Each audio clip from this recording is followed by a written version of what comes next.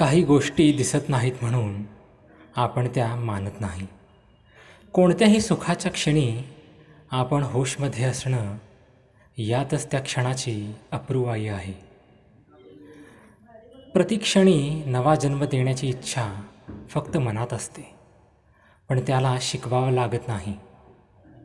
मनाची ताकद मनालाच कोणीतरी दाखवायची असते. त्याने ती ताकद उचलली की मग सगळं सोपं. मुक्कामाला नेमकेपण असतं.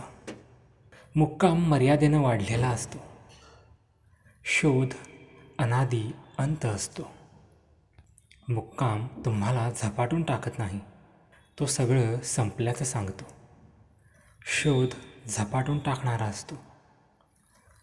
प्रेमात पडण्याकरता फार धाडस लागतं, कारण ज्या क्षणी तुम्ही प्रेमात पडता त्या क्षणी तुम्हाला स्वतःला विसरावं लागतं. प्रेम म्हणजे अहंकार गळून पडणं, हरवणं.